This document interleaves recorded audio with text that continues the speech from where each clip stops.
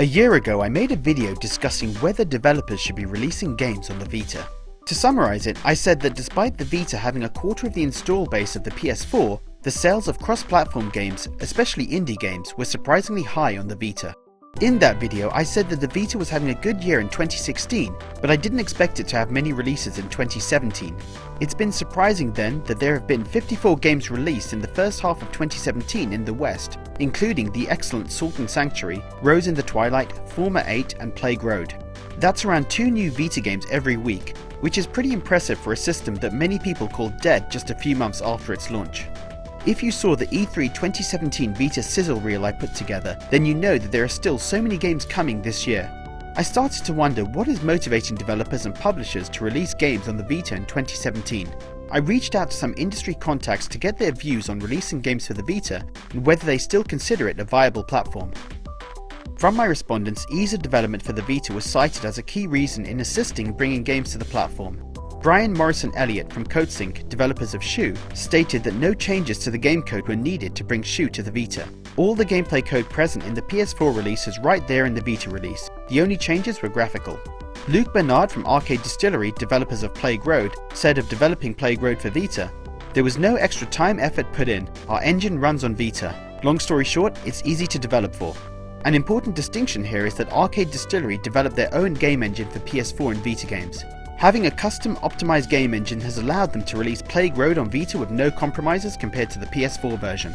David Thompson from Ludometrics, developer of Bodycheck for the Vita, on the other hand used an existing engine which had the advantage of speeding up development, but there was a sacrifice in terms of performance. Although Sony has earned itself a negative reputation when it comes to supporting the Vita with new games, it seems that the support they're providing developers behind the scenes is another reason for games coming to Vita. The decision to release Shu on the Vita came out of Sony approaching CodeSync to bring their game to the PlayStation systems. A recent article on the website Glixel also confirmed this. In the article they stated, "While Sony Interactive Entertainment's top executives may talk the device down, many developers we spoke to sang the praises of the people on the front line doing third-party outreach for Sony." In fact, David Thompson from Ludometrics told me that Bodycheck was always conceived as being for the Vita, but it's fair to say that the game would never have been developed without the support of Sony in Europe. Publishers were not able to provide hard sales data, so it's difficult to compare the success of games on both Vita and PS4.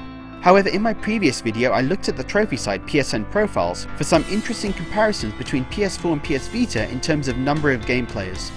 There are around 4 times more PS4s that have been sold compared to Vitas.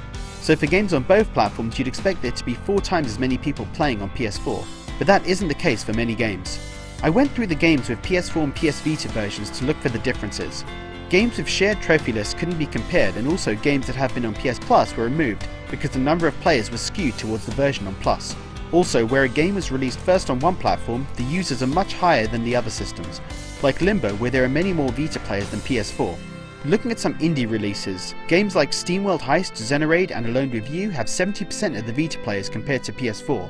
Even retail releases like Rayman Legends, Shantae Half Genie Hero, Sword Art Online and Walking Dead Season 1 have done well on Vita compared to the PS4, despite having a much smaller install base. Luke Bernard saw this trend also and said that Vita owners actually deliver on buying supporting the games that come out.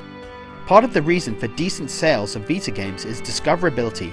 Luke Bernard stated in the previously mentioned Glixel article that even if you just release an indie game on PS4 or Xbox, you get drowned out by other stuff. This year alone, indie games have had to compete with Horizon Zero Dawn, Persona 5, Injustice 2, and many other big-name games on PS4.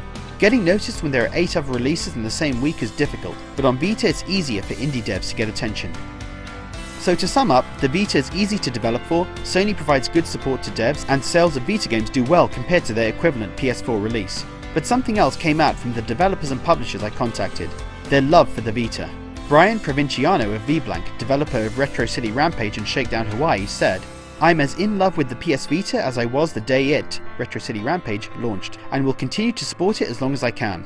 And devs see this passion echoed in Vita fans, with Brian from CodeSync stating, "We received nothing but encouragement and enthusiasm from the Vita community during development. They really are a passionate bunch."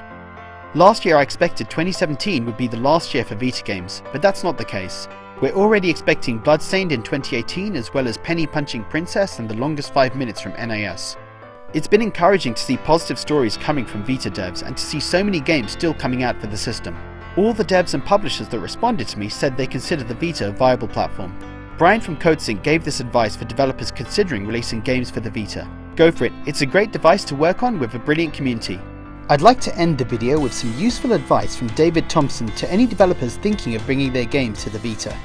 The advice I'd give is to engage with the community early on, and if you can make a Vita version of your game, I think the audience is there for it. At this point, I think it would be difficult to justify making a brand new game only for Vita, but I think for the right game, then it's still a great platform and community to support.